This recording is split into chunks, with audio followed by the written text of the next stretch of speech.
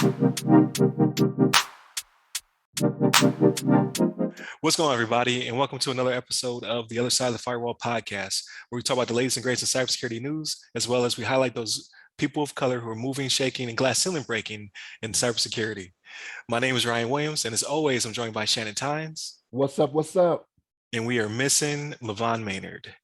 He will be back. Definitely continue to tune in, uh, and make sure you listen to Monday's episode where we talk about Dr. Gabriel and what's going on with her. And just some things she's looking for the industry of AI to be doing in the future. Uh, Obviously, today's topic, which we'll get into, Wednesday's topic, we have a guest co-host. So it's Ms. Aisha Hollins.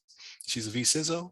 And we talk about the discussion was focused around is cybersecurity training working? And I give an example of where I saw it not working. It's some small, but it's probably something you do and you should not be doing. So, and then on Friday, obviously, we talk about everything that's not cybersecurity. So, with that being said, without further ado, I give it to Shannon.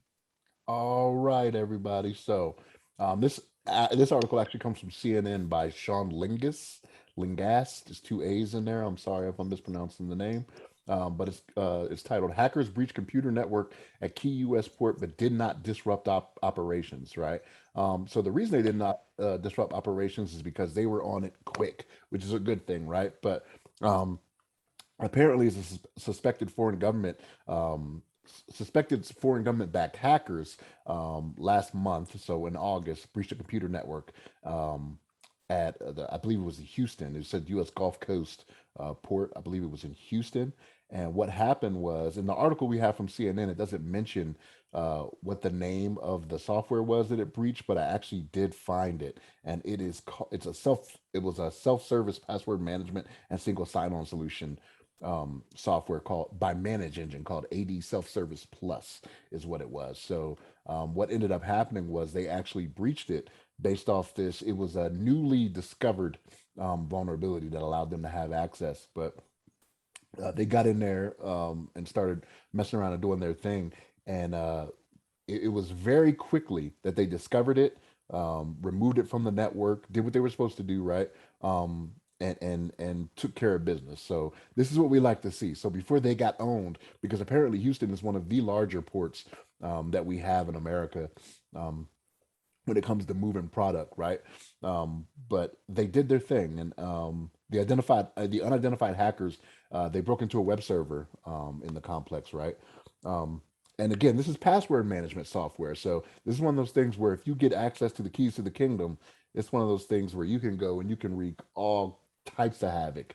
Um, but and this was the Coast Guard. The Coast Guard were the ones that reported on this. But it was about 90 minutes after the initial breach. The hackers stole all the login credentials um, for the server, for the password management and access to the networks.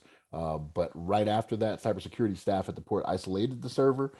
They cut off unauthorized access to the network. So they did their job. They did a good thing. But this is one of those things where, again, they suspect that it's a nation state, right? Like, so they got these hackers out there from another country that are out there, with the when you say they're nation state actors, that means they have the approval of the country to go out here and do these things, right?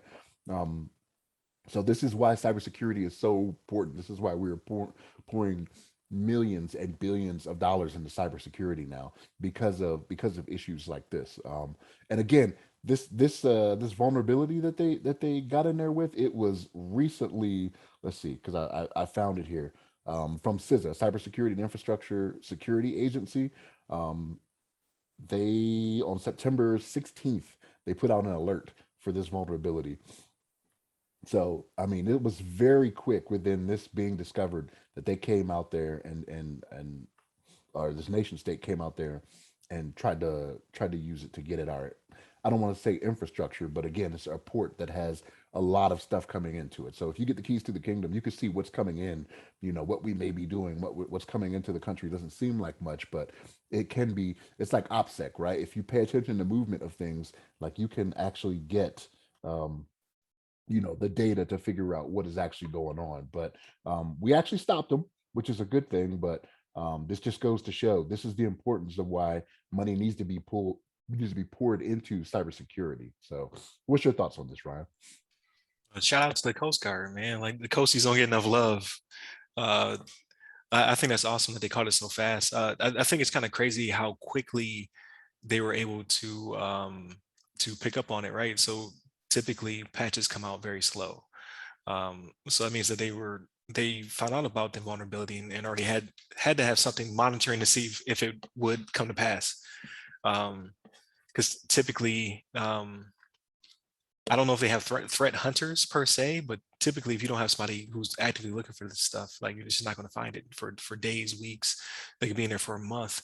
Like you said, it's you know, operation security, so they literally could watch as things come in and out of the port, and then that could be just like, okay, we know something good is coming in, that if we disrupt it, it will cause issues. Like it'll cause either products to spoil, or it might cause them to not be processed correctly.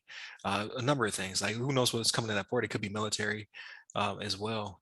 So I think that's definitely awesome how quickly they caught it, and were able to implement some kind of fix. At least I isolated the server. Uh, Not terribly concerned that it was a nation state, because that's what I mean. They're everywhere, right? That's what they're doing.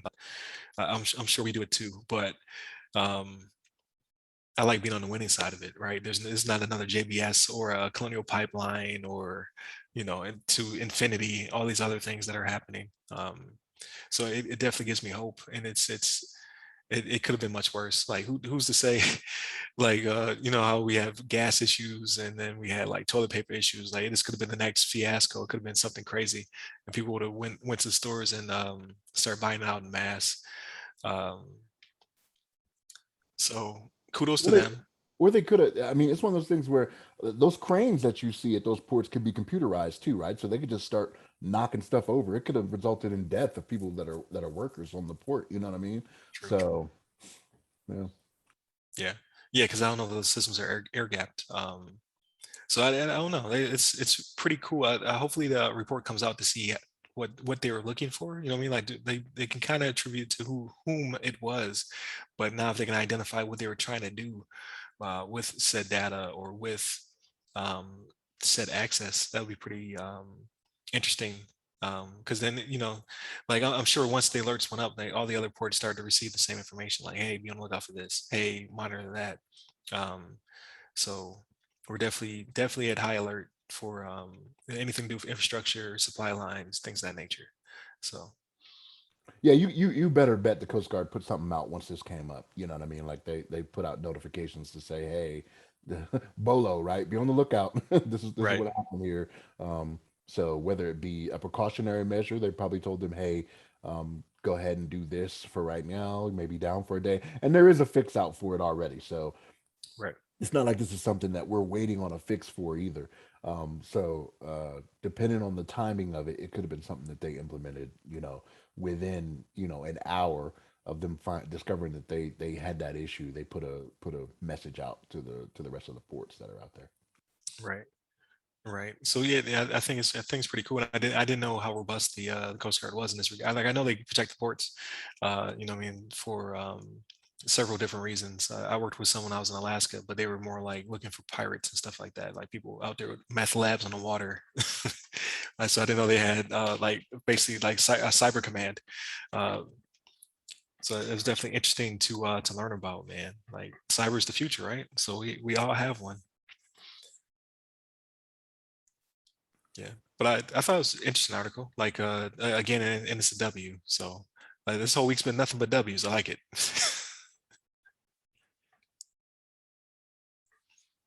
Right. So I think that pretty much covers the topic, man. This was a short one, but short and sweet. You know what I mean? So definitely tune in throughout the rest of the week. Like I said, Monday and Tuesday were our topics. Wednesday we have a really good discussion with Aisha Hollins, and now, because of the way we're recording, right? So like a little bit behind the curtain. Now we will record Friday's episode. because we don't necessarily do them in the order that you see them, but where we talk about everything but cybersecurity. So definitely tune into that. We've been playing, watching, reading, all that good stuff. So it'll definitely be interesting episode. So stay safe, stay secure. Oh wait. And all the other stuff. Time is off because Levon's not here. I blame Levon. Hit up the website, www.theothersideofthefirewall.com to get out to all of our social medias. You can hit me up personally. I'm at Rai Security Guy on Clubhouse, Twitter, TikTok, and LinkedIn. You can hit up Levon personally on Twitter. It's Levon Maynard. And just like, share, subscribe, tell your friends. Whatever you do, share us. Um, and so now, stay safe, stay secure.